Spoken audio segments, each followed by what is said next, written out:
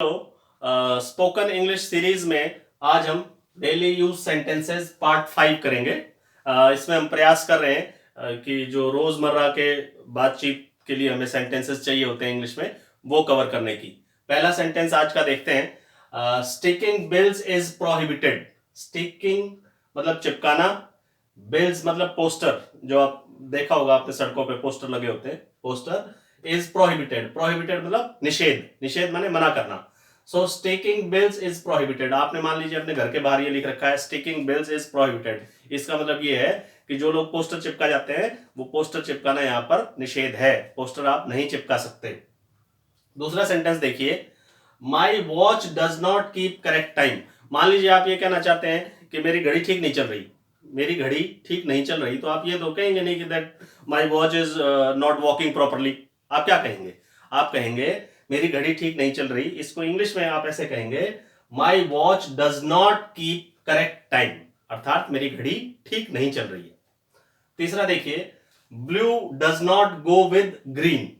Blue does not go with green का मतलब है जैसे आप शर्ट पैंट्स पहनते हैं या सूट सलवार पहनते हैं या चुन्नी लेते हैं, कोई भी है, उसमें आपने बोला भी हरे के साथ ये नीला अच्छा नहीं लग रहा, ठीक है। या आप कोई पेंट में कुछ बना रहे हैं, उसमें आप जब ये कहें कि हरे के साथ ये नीला मैच नहीं कर रहा या जम नहीं रहा या अच्छा नहीं लग रहा, तो आप इंग्लिश में उसे कैसे कहेंगे?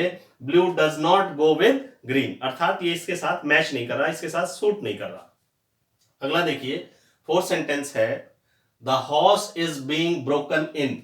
The horse is being broken in. Horse माने घोड़ा। The horse is being broken इन का क्या अर्थ है कि जैसे घोड़ा होता है तो पहली बार उसको सवारी के लिए तैयार किया जाता है, अदरवाइज जैसे आदमी बैठेगा उस पर वो उसको उठाकर पटक देता है, ठीक है। तो उसको कई दिन तक ट्रेन करना पड़ता है, तो उसको कई दिन तक ट्रेन करने के बाद उसको आदत पड़ जाती है कि उसके शरीर पे कोई बैठा है, फिर वो अलाउ कर देता है, फिर कोई भी सवारी कर सकता है। तो ये जो प्रोसेस है इसको बोलते हैं is being broken in. Is being broken इन, ठीक है। वो ट्रेंड घोड़ा हो जाता है एक टाइप से।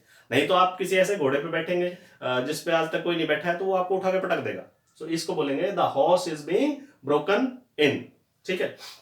गांव में जो बग्गी होती है, जो बछड़ा, जिसमें बछड़ा या बैल लगाया जाता है, उसको भी ब्रोकन इन किया जाता है। बछड़े को जब आप पहली बार बग्गी में जोड़ोगे तो वो इधर उधर भागता है, तो उसको ब्रोकन इन करते हैं, अर्थात उसको ट्रेन करते हैं, उसके बाद फिर वो सीधा चलता है। फिफ्थ है, a quiet tongue shows a wise head. Head माने बुद्धि, वाइज, वाइज मतलब बुद्धिमान, हेड माने सिर, और टंग मतलब जीभ, क्वाइट मतलब शांत। A quiet tongue shows a wise head का अर्थ है कि जो बुद्धिमान व्यक्ति होते हैं वो फालतू नहीं बोलते, वो शांत रहते हैं, अपनी जीभ को कंट्रोल में रखते हैं और चुप रहते हैं, जहां आवश्यक हो वहीं बोलेंगे। इसको बोलते हैं a quiet tongue shows a wise head. और मूर्ख आदमी बोलता ही रहता है, जरूरत हो चाहे ना हो। सिक्स्थ है, you look run down today. आपको कोई दोस्त मिला, वो काफी ऐसा थका हुआ लग रहा है, आज आप ये कहना चाहते हो यार क्या बात है, आज बहुत थका थका सा लग रहा है ना, या आज बहुत थका हुआ लग रहा है, तो आप क्या बोलेंगे?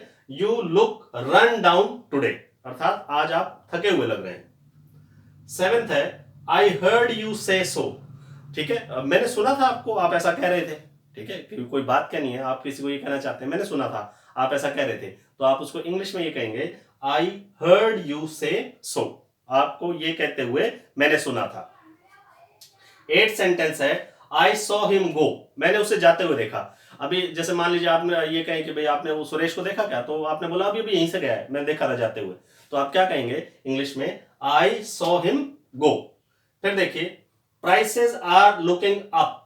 आजकल रेट्स बहुत बढ़ रहे हैं, प्राइसेस चीजों के बढ़ रहे हैं, चीजों के प्राइसेस बढ़ रहे हैं, तो आप उसे ऐसे कहेंगे, prices are looking up. Prices are looking up का अर्थ है कि प्राइसेस बढ़ रहे हैं, चीजों के मूल्य बढ़ रहे हैं। फिर है 10th, truth fears no examination. Truth fears no examination. Examination माने परीक्षा, फियर मतलब डर, ट्रूथ माने सच। तो सांच को आंच नहीं, जो सच्ची बात है उसको कोई आंच नहीं होती, वो किसी भी परीक्षा के लिए तैयार रहती है। सो इसको बोलते हैं ट्रूथ फियर्स नो एग्जामिनेशन। ये बात सच है और इसको किसी परीक्षा से डर नहीं है। 11th है, rod tames everyone. Rod tames everyone.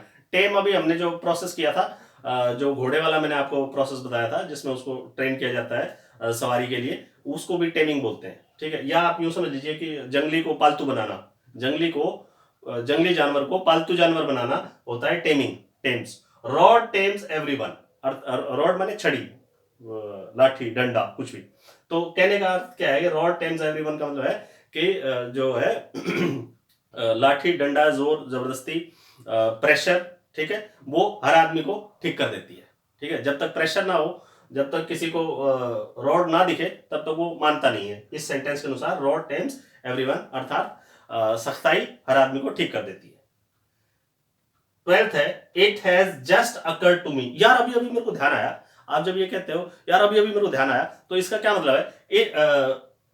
It has just occurred to me, मतलब मुझे अभी अभी ध्यान आया या अभी अभी मुझे ऐसा दिमाग में आया।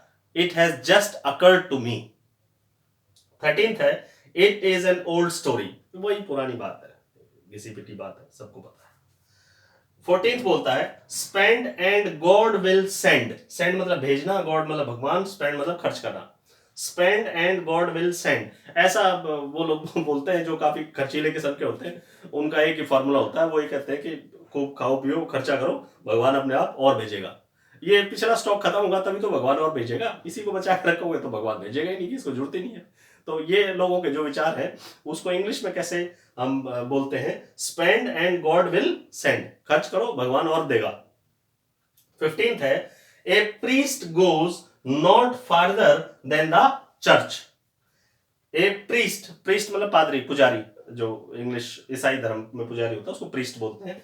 फार्दर मतलब और दूर, देन द चर्च, चर्च मतलब चर्च, गिरजाघर। सो जो प्रीस्ट है वो चर्च से आगे नहीं जाता, घर से चर्च, चर्च से घर।